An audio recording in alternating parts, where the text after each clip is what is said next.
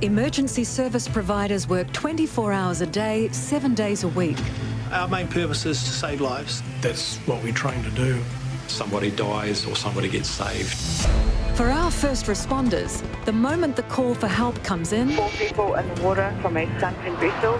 the race against time to save a life begins. How sick is this patient? It is a life and death situation. Through unprecedented access His body's starting to shut down.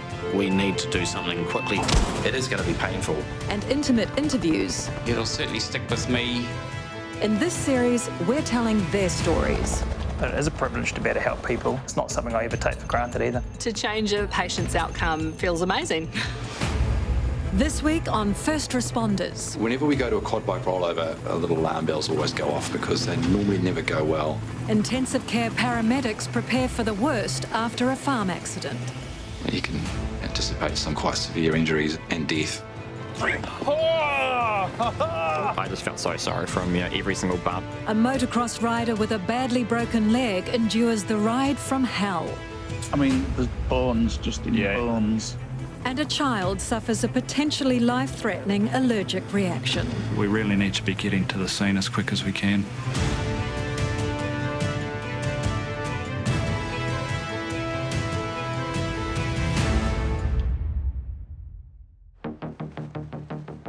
Quad bikes are such an essential tool in rural New Zealand, but they're frequently the cause of some of our most serious accidents. And today, the Auckland Rescue Helicopter team have even more reason to be concerned about this latest call-out.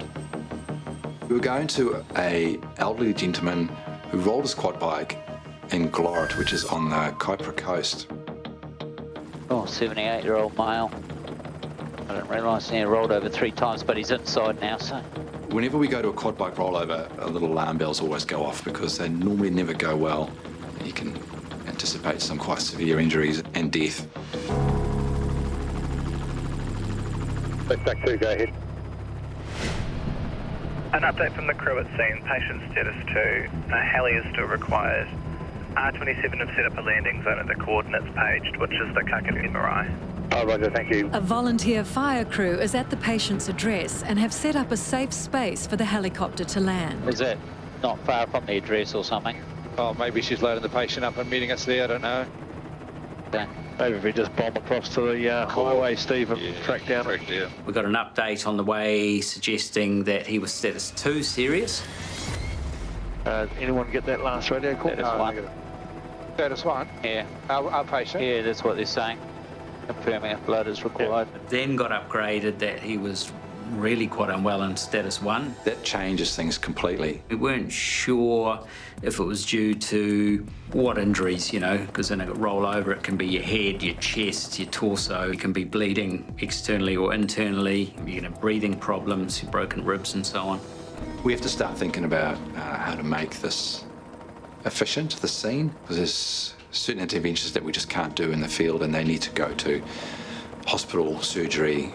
This is just a suggestion, but I think APU might be useful. If this patient seriously is sick and needs a theatre, then we'd better I'll set them up for this side. We talked about staying in APU mode, which is our auxiliary power unit mode. I don't know whether the patient's being brought to us or if we're going to them. APU mode is where stop the rotors from turning, but the engine's still going.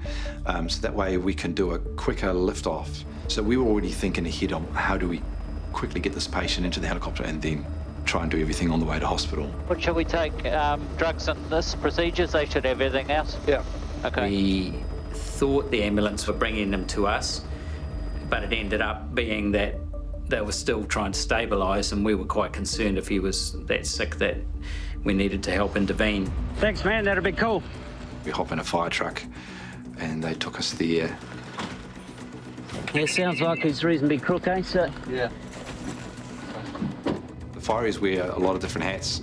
Yeah, they're pretty amazing. They're all our volunteers. They do their day job and a call comes in, they drop everything and then they hop in a fire truck, and one of them would have assessed the patient, provided basic first aid. Perfect, thanks, man. I'll hand you these down, once you're down.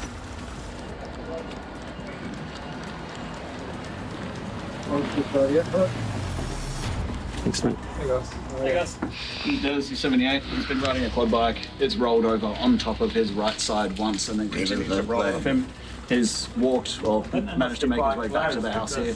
Accident was about an hour and a half ago. It's always good to see the patient, and he wasn't pale, he wasn't sweaty, he was a little bit short of breath, but he wasn't working that hard. So your initial view of the patient is always reassuring, and then you go, okay, he seems okay for now, I can take a handover. C-spine pain, right shoulder pain, and upper right rib pain.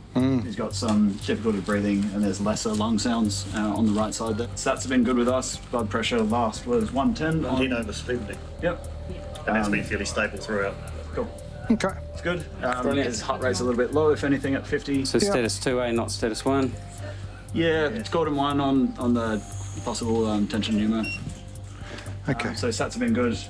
Just got IV access, haven't given anything yet. Brilliant. He was holding his own, his airway was open, he was breathing, he was conscious, he was talking, and that was straight away quite a relief based on the updates we'd had that he was pretty sick. Hey, I'm Stefan. How you doing? You all right? Not really. No. Hey, Des, do you mind if I cut your shirt? Yeah, that's all right. Is that all right? It's only an old one anyway. Yeah. He was worried about changing his clothes. Sorry, I didn't have a chance for a shower for you. Oh, that's okay, mate. I'm working with Marcel. He never has a shower, so I'm used to it. We always want to reassess the patient, and I always ask if they mind. You guys be offended if I have another listen and just... No, please do.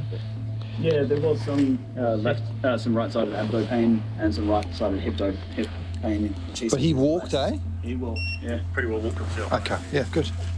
All right. So he's done pretty well in terms of walking. He had some numbness in both of his legs as well. Would be getting close to 2 hours ago now, wouldn't you? Yeah, it would be. I had a good listen, and I found that his right upper lobe of his lung, there was a bit of a rub, there was a bit of a noise going on there, and he was working a little bit harder than a normal person at rest should be to breathe. Yes, got a little bit of a rub going on there. Have you had a listen up there? I haven't listened. Oh, you won't have a listen now. So the potential is that he has some broken ribs and the lung itself could collapse. A collapsed lung can lead to further complications. A couple of deep breaths for me. Just going to have a listen to your breathing. The air or fluid in your lung cavity can get to the point that it can collapse the lung and expand and cause what they call a tension pneumothorax. Just his lungs sound a little bit, yeah, he might have a broken rib or a little bit of his lung might have collapsed a little bit or something. If you have broken ribs, it's incredibly painful to just breathe. Where is the majority of your pain? Shoulder down into my ribs. There was potentially an injury there, either the ribs or the lung. It was evident he needed to go to hospital. The Auckland Rescue Helicopter team is in Glorit on the Kaipara Harbour, where 78-year-old Des is struggling to breathe after he came off his quad bike and it rolled over him. Where is the majority of your pain? Shoulder down into my ribs. Intensive care paramedics Stefan Gabor and Marcel Driesen are concerned Des may have serious internal injuries. It was evident he needed to go to hospital. He might have a broken rib or his lung might have collapsed. He's got chest wall injury, most likely fractured ribs, with the possibility of a partial or collapsed lung. Managing that pain is so important because they can't really take a deep breath in, they can't really move much, the pain is distracting from anything else that might have been going on. Hey, Stefan, I think we should take the collar off and just put a lanyard on. This, what we call it a stiff neck C-collar, it stops you from moving your head too much in case you've sustained a C-spine injury. I'm just thinking it's going to be, if he's got breathing problems, he looks quite sort of, you know, pinched up, and I think it's going to be more of a hindrance for his breathing. Marcel made a good suggestion of let's get rid of that. We'll make sure that he doesn't move his head, and then that way he can actually breathe properly. We'll just got a lanyard at all, Julie? Yep. Thank you. I want you to keep your neck still. We had that yellow lanyard around his neck, which just shows that he could still have a neck injury, and it's just making sure the hospital staff know that that hasn't been checked yet. It's a good reminder. You got no allergies? No. Have you had morphine before? Yeah. Have you had fentanyl before? I don't know what that is. No, that's okay. It's like morphine. We might give you some, eh? Right. Pain management, I think, in this case was the biggest thing that was going to be helpful. Fractured ribs or Any disruption of your chest wall cavity is extremely painful, especially from trauma. We'll start moving towards your ambulance, and if you don't mind, we'll go to the machine and we'll take him from there. Oh, thank God for that. Our road, you know, all those tough seals is pretty rough, and you feel every damn bump, and, you know, the first thing that went through my mind was, at least in the helicopter, it'll be a nice, smooth ride. Hi, Des. Yeah. How are you feeling now? Much the same, better or worse? No, it's a bit better. Yeah. Okay, so it's giving you some pain relief. And we'll give you a little bit more. We'll just see how you go with this amount first, yeah? Yeah. What caused your quad to roll over? Do you remember? I was on a track. It was quite grassy and I couldn't see the edge. And I went a bit too far to the edge and, you know, it pulled me down and over. When it rolled, I went down the hill on my stomach. I got knocked out, actually. I don't know how long I was out for. Could have been a few seconds, could have been a minute. I sort of got up on my haunches and I was struggling to breathe, and my side was that sore. So I got over on my knees and crawled up the hill, up onto the flat part of the track. I remembered that I'd been working down by the pond with my digger the afternoon before, and I thought, right, if I can get down there, I can get on the digger and drive it up, which might be, you know, easier. I had to crawl up onto the digger. Then I finally got up to the house, and Claire says, what the hell did you drive the digger up that track for? Didn't like to have to tell her, but I've rolled the quad bike down. I'll see you down there. Okay. Behave yourself. Well, he's quite hardy, really, and doesn't say too much normally. And I maybe didn't realise how serious it was until afterwards. Doing okay so far. He's nice and stable. A tough guy, eh? You know, these rural people, they're awesome. Yeah, so he rolls his quad bike and then gets on his digger and rides to his house. And so that in itself is a positive sign, but still seriously injured. Potential for him to deteriorate was there, but he was holding his own, he was doing well. Yeah, he's a tough guy, old Des. Can I lift this arm up? Yeah. Yeah. Thanks for all your help, team. Good effort all round. He was already on an ambulance stretcher, so we loaded him into the ambulance, then just a nice slow drive to where the helicopter had landed. He sounds and looks a hell of a lot better than he was originally. We're bringing you out of the ambulance so that we can put you on the helicopter, okay? Okay. So, whew, he looks fitter than you. Who was That's not hard. Yeah, that's what I said. Thanks, Steve. Yeah, totally. Otherwise, I'm going to get myself into trouble, actually. 1, 2, 3. Right. Then we've got to move Des from the ambulance stretcher into the helicopter. I'm going to lie you a little flatter, and then when you're in the helicopter, I'm going to sit you up again. And we, as you can see, have to lie him flat a little bit more to then shuffle him along and help lift him. If you've got chest wall disruption from broken ribs or fractured ribs, it's incredibly painful. So we're going to do like a shuffle type thing in several stages. 3, 1, 2, 3. It was quite painful. But the guys on the helicopter just made it so much easier. One more. 1, 2, 3. They're so thorough and everything is just coordinated, and they keep talking to you and telling you what they're actually doing. Okay, I'll sit you up. Thanks, team. That was pretty slick. I just can't say enough, you know, really. They're just so good at their job. You feel warm enough? Yes, thanks. Great. For Des to notice how and what we were doing, Stefan and I, in looking after him, with the amount of pain he was in. Okay, let's get some pain relief in. I think we do need oxygen. And it's lovely he saw that, but that's what we do. It's what we train for, that's how we operate. The 96 has come up nicely. 110, 55, and a heart rate of 50. A little bit slow, but here we go. Just to keep the sound off you a bit. What's she, a noisy beast, is she? A little bit. Once we get Des in the helicopter and organised and got his headset on, Airborne 81, getting out of here. Roger.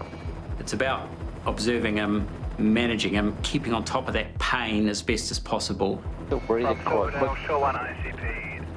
120 on 65. Keeping him warm, keeping him well oxygenated, keeping his pain managed well, all helps contribute to a better outcome for him and getting him into the hospital in a timely manner. Ground left, coming down. His location in Glorit, it's a long way from anywhere. An ambulance would have taken a significant amount of time over some bouncy roads. The chances of him deteriorating over that length of time is quite high. Comp 322, land to cancel start, please. Des had broken 6 ribs, fractured his sternum and had a partially collapsed lung.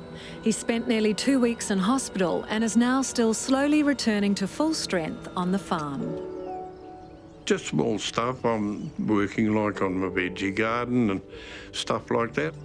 I spent about 4 to 5 weeks actually straightening the bike out because it was pretty bent and twisted, I can just tell you. Gosh, he's quite lucky, to be honest. We've seen similar incidents that have gone much, much worse. One of them said to me, there was a quad bike accident just after, you know, you had yours, and the guy didn't make it. So then I thought, well, you know, thank God for these guys. Well, without the Auckland Rescue helicopter, we may not have had a husband here. So it was very important, really. You know, if they weren't there, what would we do without the rescue helicopter? I can't say enough how grateful I am, really. A call for help's come from the Tararuas in the North Island, and with rescue choppers in Wellington and Palmerston North both busy, the GCH aviation team from Nelson are quickly in action. Any details, Brendan, or? There is a walking track there, apparently. Oh, yeah. A very, quite an insignificant one. It looks like he or she is sitting on a high point. Maybe that's to get some signal, maybe, I don't know. We didn't actually have much info at the start, except for a beacon activation on a sort of a really high track. Man off motorbike says he's broken his leg. May potentially be a stretcher winch. Right. Yeah. Oh, well. It's 70 minutes to the scene, an unusually long flight time that adds a lot of pressure on the entire team. So, do you want to stage Brendan, or are you happy to drop him and then?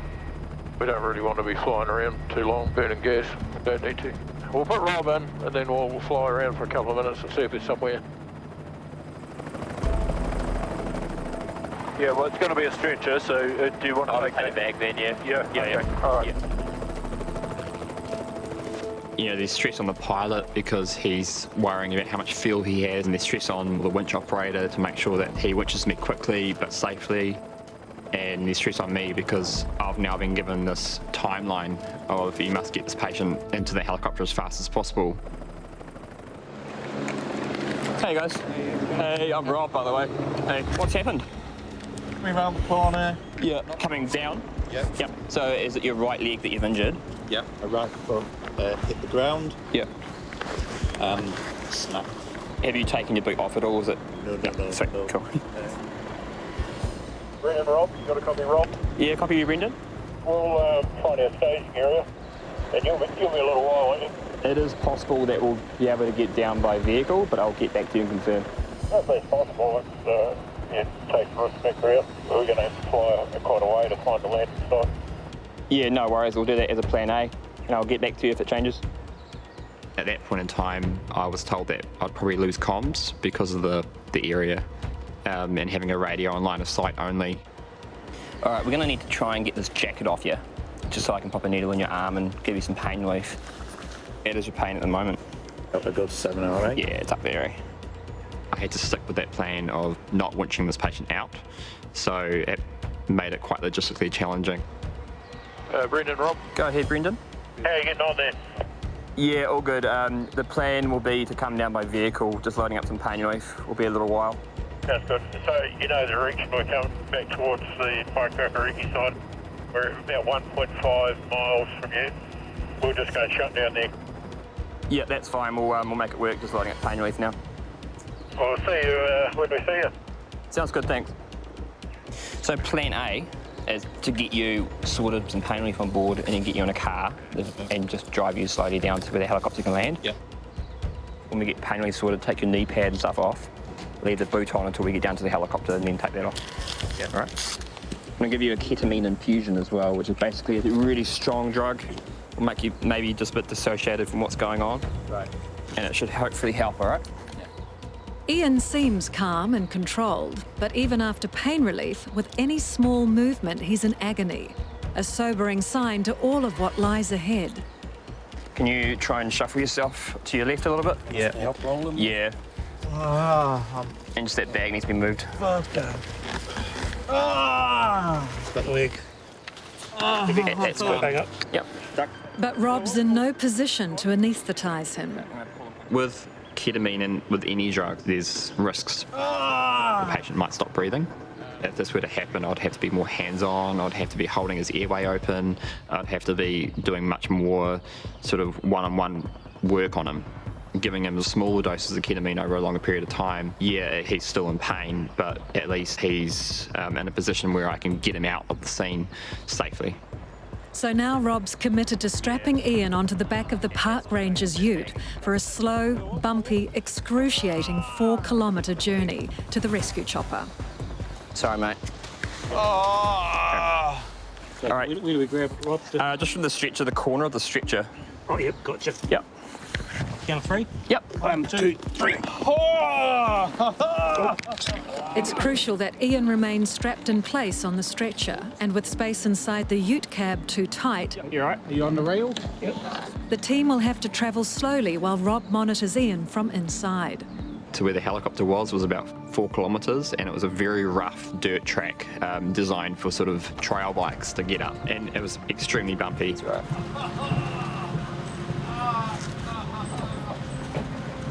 Going? Yeah.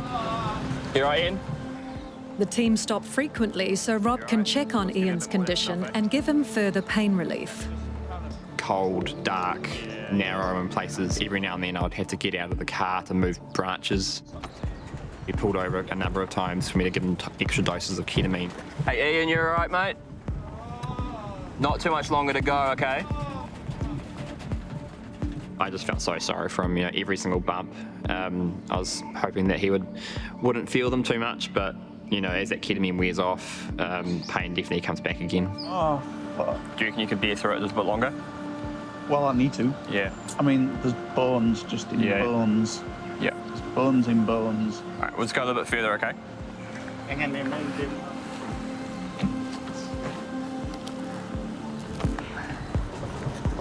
Hey, Ian, you all right? Yeah, cool. I'll just jump out. The helicopter's a welcome sight for everyone. Sorry, it took ages. It was a slow drive. Yeah. Ian, we're just going to lift you up and put you on our stretcher, okay? So just relax. There's so many fucking burgers, mate. You all right? Yep.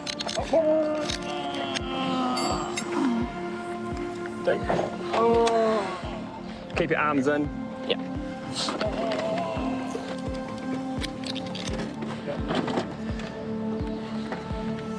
You all right, Ian? All done, mate. All done, okay? Thanks, guys.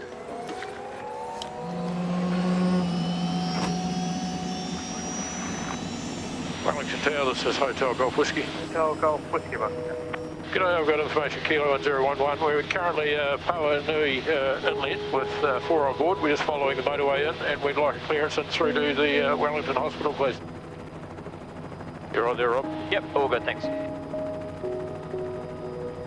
In my own reflection on my own practice, I would have wanted to change things and to winch him straight away and give him much more pain relief.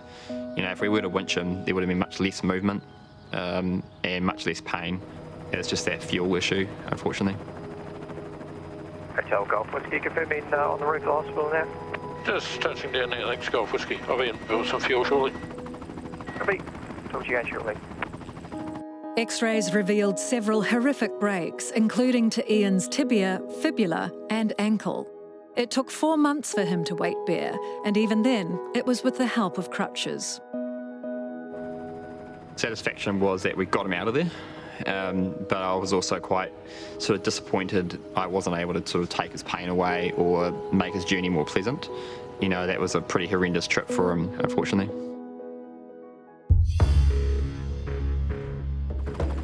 It's shaping up to be a quiet day for the team at GCH Aviation in Nelson, when suddenly news comes in that changes everything.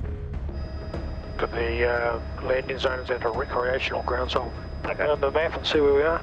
Roger. We're going on a mission to Collingwood, which is in Golden Bay, top of the South Island, for a young child who's had an anaphylactic reaction. Okay, he's got a squirrel to her back left. Roger, thank you. Anaphylaxis is a life-threatening problem. It's a serious reaction to something the body doesn't like. And whilst the body is trying to protect itself, it kind of goes against itself and ends up doing things like closing airways and losing blood pressure and things like that. So it's a really life-threatening problem. Just an update there, the patient status 3 from Collingwood first response, and they're going to take the patient down to the LZ. Cool. That sounds better. The mainstay of treatment for it is adrenaline, and getting to the patient and giving that adrenaline as quickly as we can is hugely important.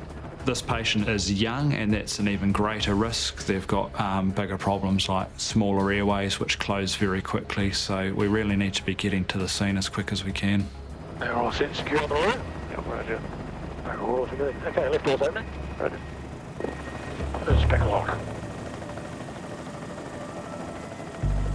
In this case, sending a helicopter there is absolutely the ideal thing to do. They're getting a highly skilled medic. They're getting us there in a very, very short space of time, around that sort of 20 to 25 minutes from us launching out of here, and the same flight time back to Nelson versus probably close to 3 hours by ambulance one way. So the time factor is crucial. The skill factor of getting our medical team to them is crucial, and of course their injury, although we don't know how bad it is until we get there, could be life-threatening crucial. So. G'day. How you doing? Cohen, he's 4 going on 5. Yep. A bee sting about 2 days ago. This morning I woke up, they reckon it's more severe. The swelling stung just his right eyebrow, and it's come up on his face. He's fine, his obs are all good. Yeah, okay. Sleep. Look. How are you doing? G'day, buddy. My name's Barney. What's your name? Cohen. Yeah? Is there a parent round? Not a parent. One's in Nelson, one's in Cambodia. Okay. We've got Who's next to kin or...? This lady out here is the one who's been looking after. The father's actually in Nelson? Yeah. Okay, so, all right. Where's home for Cohen? Just next door. Yeah, and what's the father doing in Nelson? Is he? He's working with him, but he's aware of the situation, so he could get to the hospital. Sweet as, yeah. Cohen's likely to fly with his big sister, but in the meantime, Barney gets filled in by a family friend. So got stung by a bee 2 days ago. Yes. Yesterday was good. He had a it was only just slightly a little bit puffy there, you know. Under his eyes? Yeah. This morning, this is like, I was like, whoa. Yeah, okay. He hasn't had any trouble with his breathing. He hasn't had any vomiting or diarrhea that you're aware of. Spew or had, runny poos? Runny poos or anything? No. No? Okay. Hasn't had any collapses or faints? Or been hard to rouse, hard to wake up, nothing like that? Not hard to wake up or anything this morning? No. Cool. And so your dad is in Nelson, yeah? Yeah, he's in the middle of taking cars to Christchurch. Oh, okay. On a big truck. Yeah. We're going to take you in the helicopter to the hospital to see a doctor. Is that okay? Yeah, and I think Dad will see us over there. Can I just borrow your wrist? Do you feel like you want to be sick? No? Cool bananas. All right, so we're going to take you across to the helicopter. Cool. Have you been in a helicopter before? Yeah, you have. Wicked. Your sister's going to come with us too. I'm not sure where she's going to sit. She might sit up the front with the pilot. Does she know how to fly a helicopter? Do you think Lynn can fly the helicopter? Yeah. All right, we'll cruise on off. I'll see you over at the hospital, okay? You be good planning. We'll see you then. Good stuff. Come with us. Cheers, Joan. And with anaphylaxis, that can go quite often one way or the other. Just because it subsides doesn't mean that it's completely gone. And especially with young kiddies, you want to get them to decent medical care. Cohen's young, it's hard to know how he's going to go with a helicopter flight, but he seems pretty chilled out once we get him in and strapped in, and it's a strange environment for him to be in. He was sitting happily at home an hour ago, and now he's strapped into a helicopter. Cool, we're all secure in the back. Right. You all good in the back, Barney? Yeah, we're all set. I'm sitting in front. Got, what have we got? 3, 4, 5 on board. Comms, Air1 Nelson. Air1 Nelson, good morning, go ahead. Morning, Miss Kane. Air1 Nelson's airborne out of Collingwood for Nelson Hospital.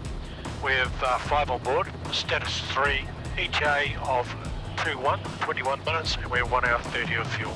All copied. Please advise me requiring your R40. Thank you, Air1. Yeah, inbound to you from Collingwood, stable status 3, 4-year-old pediatric. This young lad was stung by a bee approximately 36 hours ago on the eyebrow. Noted this morning to have increased swelling around his upper face. No concerns with airway, breathing or circulation. Observations all within normal range, and we'll be on the pad in approximately 18 minutes. Can you please have that secured? How's the little guy, right? Yeah, he's all good. I gave them Tarka as a destination, but they were preparing Nelson because his dad's over there. 305, Mike. That makes sense to me, mate. Yeah. A big smile on his face when he's walking over. Yeah. That's a good start, wouldn't you? Just, it almost looks like he's leading you, actually. Usually kids are pretty good as long as they have someone with them. They're usually pretty happy and relaxed, yeah. Unrestricted sent Satellite Whiskey established finals in hospital.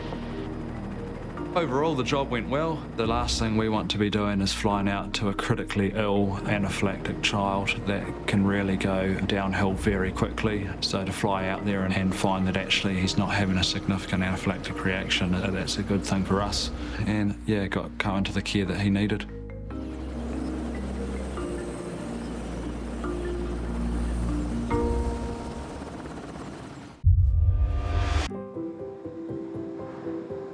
I've been paramedic for 12 years now, and I worked the helicopter service for about 6 years. I started out as a volunteer, loved it. It's an amazing job. We care for all different people from all different backgrounds.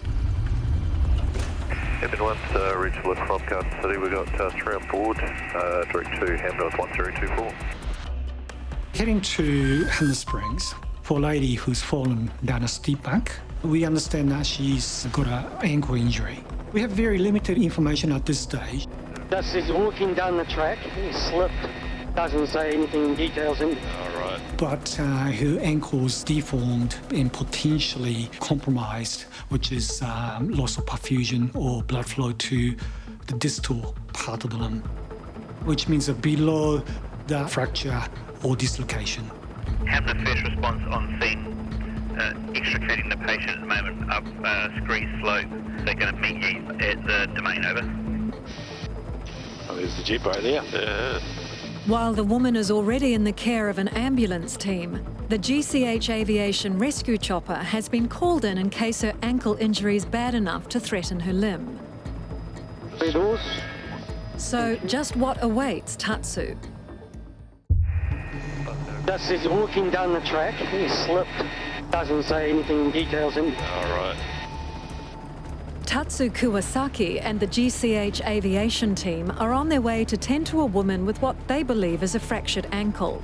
While it doesn't sound urgent, a fracture can cut off blood supply, threatening the limb. Thank you.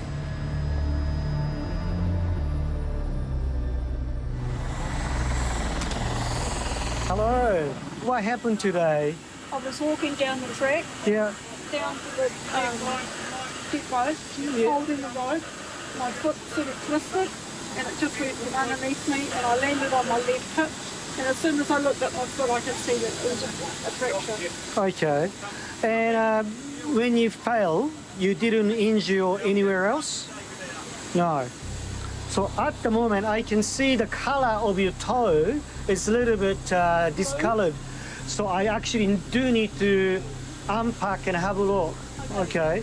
The longer you leave it, which means there's no blood flow to the area, can cause long-term or even permanent damage. In the worst case scenario, some people end up getting amputation. The obvious different colour of the foot does indicate to me that I need to take a look and make sure we preserve the blood flow. So I was thinking about might have to give a bit of a pain medication, even sedation, to improve the blood flow by manipulating it. Just a little bit of a redness there. When we undid the bandage, luckily the blood flow came back. The colour improved much, much better. However, still I could see a lot of swelling and also maybe potential deformity. At the time, I actually had to decide if I had to do anything further. Can you feel this, right? Can you feel this? Do they pretty much feel the similar? Nothing too different? Hard to tell. Right, what we like to do though, I want to give you actually a little bit bigger splint, okay? And Leslie, are you normally healthy? Yeah. Are you on any regular medications? Are you allergic to any medications? No? Okay. So she was very stoic. And do you want some pain medication? No. I'm okay. You don't want it? Okay. All right. With the patient not too keen on getting any pain medication, and I was quite happy the way the foot was looking much better. We decided not to proceed with manipulating it. Giving pain medication or sedation always does have some risks. Even though Leslie's ankle looks better, no one's prepared to take any risks. Right, just a hook, couple. So Tatsu and his team are transporting her to hospital for treatment. This patient was travelling with her daughter. You know, we'll give you a headset as well. Whenever possible, we try to have somebody to come with the patient. It is a very traumatic event for every patient. Behind your mum. So it's good to have somebody that they feel a little bit more comfortable. You all sit in the back there, Tatsu? We all secure at the back. I'm going to take you through to the main hospital in Christchurch. We're going to land on top of the hospital. We're going to take you down to the emergency department, but likely you're going to be sent down to X-ray and orthopedics and get you sorted. Was this the first activity for the day today? Oh, bugger. Have to try it again some stage. Make sure you at least enjoy the view on the way back. Yeah, you got to get something out of your holiday. Yeah. So she did really, really well. She's brave and, she was, even cracking some jokes. Right, if you say, you went helicopter ride on your holiday, that's actually, that sounds pretty good. It didn't cost you an arm and a leg either, it was just an ankle. It hasn't come off yet. No, true. You see the colour of your toes? Yeah, it's pretty good now. It's looking a little bit sort of greyish earlier, but maybe bandage was done up a little bit too tight. I'm pretty pleased with the decision we made at the time. She looked comfortable. I was very happy with limb was improving with the colour. She had a good sensation, movement. Comms, E1 Christchurch Landing Hospital. Thank you, A1 Christchurch.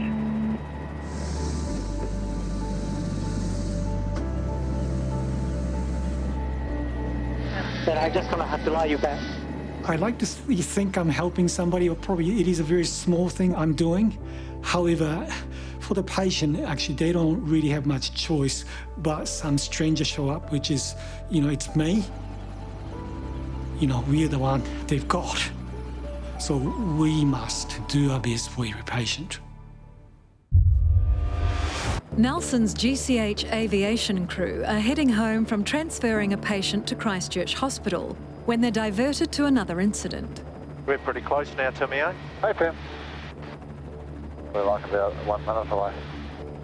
The Old Ghost Road is a remote and extremely challenging track for mountain bikers and trampers. And they're stunning up here, beautiful.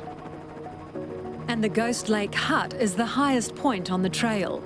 It's where the team are meeting their patient, a teenage girl who's come off her bike with a suspected broken arm. So you're dusty, you better shut your windows, guys. Yeah, if you can come forward the touch. Oh, Seth, I'm already down. Oh, go ahead, folks. We'll make it work. Roger.